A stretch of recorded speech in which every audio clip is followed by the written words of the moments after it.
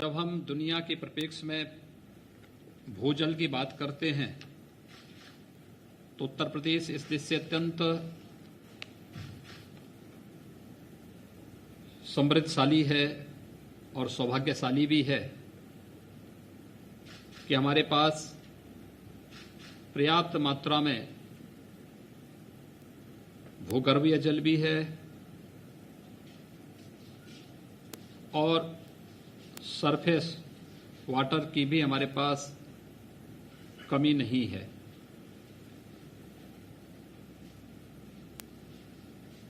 लेकिन प्रकृति प्रदत्त इस अनमोल उपहार को किस रूप में उपयोग करना है, अगर हम इसका उपयोग कर रहे हैं तो इसके संरक्षण की भी चिंता हमें करनी होगी। पिछले 3-4 दशक के दौरान अत्यधिक मात्रा में भूजल दोहन के कारण प्रदेश में ग्रामीण और शहरी क्षेत्रों में व्यापक विषमता देखने को मिली है। और अगर हम देखें तो प्रदेश के अंदर जो हमारे 823 के आसपास विकास खंड हैं, इनमें से 287 विकास खंड में भूजल 20 सेंटीमीटर तक की गिरावट प्रतिवर्ष देखने को मिली है। 77 विकास खंड ऐसे हैं जिसमें आधा मीटर से 1 मीटर तक भूजल में गिरावट प्रतिवर्ष देखने को मिली है। अगर हम भूगर्भ जल विभाग द्वारा जो नवीनतम अध्ययन किए गए हैं उसके आंकड़े देखें तो और भी चिंताजनक दिखाई देते हैं। खासतौर पर 82 विकास खंड अतिदोहित, 47 विकास खंड क्रिटिकल और 151 विकास खंड ऐसे हैं जो सेमी क्रिटिकल श्रेणी में वर्गीकृत किए गए हैं। अतिदोहित विकास खंडों में भूजल रिचार्ज की तुलना में 100% से अधिक भूजल दोहन किया जा रहा है, जिसके फलस्वरूप ऊपर के एक्यूपर सूखते चले जा रहे हैं। वर्ष 2000 में अतिदोहित विकास खंडों की संख्या मात्र 20 थी, जो आज बढ़कर के लगभग 129 पहुंच चुकी है।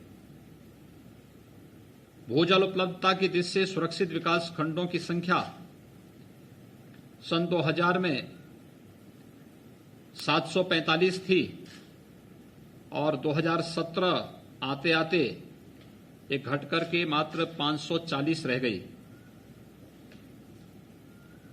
यानी प्रदेश में भूजल की उपलब्धता निरंतर कम हो रही है। साथ ही इस जल संसाधन पर दबाव चिंताजनक स्थिति में बढ़ता जा रहा है। भूजल के संरक्षण और उचित उपयोग हेतु आमजन की सहभागिता अत्यंत आवश्यक है। यह भी जरूरी है कि जन सामान्य को भूजल के महत्व के प्रति जागरूक किया जाए और इसी उद्देश्य से पूरे प्रदेश में 16 जुलाई से 22 जुलाई तक भूजल सप्ताह का आयोजन किया गया है, जिसमें गिरते हुए भूजल स्तर को हम गंभीरता से लें। विगत 3 वर्ष के दौरान भूगर्भ जल स्तर के बारे में जो प्रयास प्रारंभ हुए, उसके कारण विभिन्न प्रकार के जो रचनात्मक कार्य हुए हैं। मैंने अभी विभिन्न जनपदों में और विभिन्न अंचलों में जल सत्याग्रहियों के द्वारा जो अभिनव प्रयोग किए गए हैं उनके अनुभव को और उनके प्रयोगों को स्वयं भी मैंने सुना है। बहुत सारे क्षेत्रों में मुझे स्वयं भी जाने का अवसर प्राप्त होता है। वहां पर मैं स्वयं भी इसको देखता हूं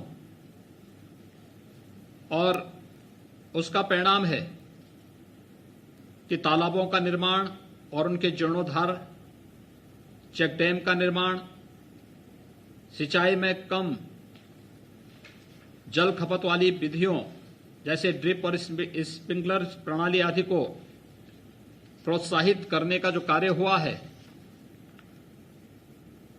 यह एक अच्छी दिशा में बढ़ने वाला कार्य है और इसके बहुत सार्थक परिणाम भी सामने आ रहे हैं। भूजल के गिरते हुए स्तर के साथ ही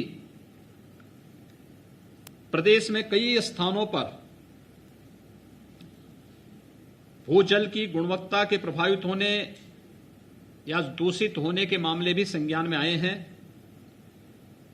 प्रदेश में चरणबद्ध रूप से रिवर बेसिन को चिन्हित करते हुए भूजल गुणवत्ता का परीक्षण कराया जाना है। इस प्रकार भूजल नमूनों के गुणवत्ता परीक्षण के उपरांत प्रदेश की समस्त रिवर बेसिन की भूजल गुणवत्ता का समग्र आंकलन किया जा सकेगा। आंकलन की संस्थितियों के आधार पर विभिन्न विभागों के द्वारा पेयजल और कृषि उपयोग हेतु सुरक्षित जलापूर्ति के लिए क्षेत्रों का चयन हम कर सकेंगे। राज्य सरकार भूजल प्रबंधन एवं संरक्षण हेतु पूर्णतया प्रतिबद्ध है। मुझे आप सबके संज्ञान में एक बात और लानी है कि प्रदेश में जिन क्षेत्रों में खासतौर पर भूगर्भीय जल किन्हीं कारणों से, जिन क्षेत्रों में आप खारा देख रहे होंगे, आर्सेनिक और फ्लोराइड की समस्या जिन क्षेत्रों में देखने को मिल रही है, इसके पीछे कारण भी भूजल का अतिदोहित होना है। यानी जब भी हम प्रकृति के इन उपहारों के साथ अपने स्वयं के स्वार्थों के लिए खिलवाड़ करेंगे तो उसकी कीमत हमें इस रूप में चुकानी पड़ेगी।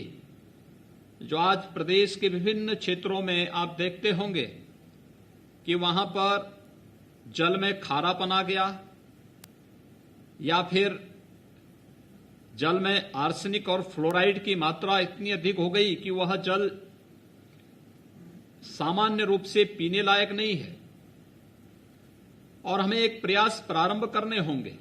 जल संरक्षण के लिए जो भी उपाय हैं, इस समय सरकार ने भी खेत तालाब योजना के माध्यम से, चेक डैम बना करके, रेन वाटर हार्वेस्टिंग के माध्यम से ये सभी प्रयास आगे बढ़ सकते हैं और इसलिए पहले चरण में हम लोगों ने प्रदेश के सभी सरकारी भवनों को इसके रूप में लिया है। दूसरा, नगर निकायों में यह अनिवार्य किया गया है कि 300 वर्ग फीट से ऊपर के कोई भी आवास होंगे जिन्हें नक्शा पास कराने की बाध्यता होगी, उन्हें भी चरणबद्ध ढंग से हम लोग रेन वाटर हार्वेस्टिंग की प्रक्रिया के साथ जोड़ेंगे। मेरा आप सबसे अनुरोध है कि जो सुझाव यहां पर अभी हमें उपलब्ध कराए गए हैं, मैं वास्तव में आभारी हूं आप सभी जल सत्याग्रहियों का जो विभिन्न स्वयंसेवी संगठनों के माध्यम से इस पवित्र कार्य के साथ जुड़े हुए हैं। क्योंकि बहुत सारी चीजें लाई जा सकती हैं, लेकिन कुछ चीजें ऐसी होती हैं कि जिसे पैदा करने या जिसे उपलब्ध कराने में कठिनाई हो सकती है और जल भी उसी में है। जल है तो कल है, यानी हमें अगर अपना भविष्य सुरक्षित रखना है तो हमें प्रकृति के इस अनमोल उपहार जल को सुरक्षित रखना होगा और इसके लिए भूजल को सुरक्षित और प्रदूषण से मुक्त रखने के इस बृहद अभियान में ये सबसे अच्छा उपयुक्त समय है जब प्रदेश के विभिन्न क्षेत्रों में एक बड़ा क्षेत्र है जिसमें पर्याप्त मात्रा में वर्तमान में वर्षा हो रही है। अगर हम इसका संरक्षण की कार्य योजना अभी से तैयार करके रखें और अभी से इस कार्यक्रम के साथ जुड़ जाएं, और जैसे कि आप में से बहुत सारे जो स्वयंसेवी संगठनों से जुड़े हुए जल सत्याग्रही हैं, उन्होंने अभिनव प्रयोग किए हैं। इस अभिनव प्रयोग को अगर हम कार्य करना प्रारंभ कर दें, लागू करना प्रारंभ करेंगे और आम जन को इसके साथ जोड़ने का कार्य करेंगे, तो काफी हद तक हम लोग भूजल की समस्या का समाधान करने में सफल होंगे। दूसरा, मैं इस बात को विश्वास के साथ मानता हूं कि अगर भूजल के संरक्षण की इस कार्रवाई को रेन वाटर हार्वेस्टिंग के साथ जोड़ करके हम कार्य करना प्रारंभ कर देंगे, कोई कारण नहीं कि जहां पर खारा जल है वह कुछ ही वर्षों के बाद मीठे जल की उपलब्धता से युक्त हो जाएगा। खासतौर पर आप ब्रिज क्षेत्र को देखेंगे, जिस क्षेत्र में वर्तमान में भूगर्भीय जल ज्यादातर खारा हो चुका है क्योंकि वहां अतिदोहित जल का अतिदोहित दोहन हुआ है। लेकिन अगर वहां पे जिस प्रकार से जल संरक्षण की कार्ययोजना प्रारंभ हुई है, अगर इसे युद्ध स्तर पर आगे बढ़ाया जाए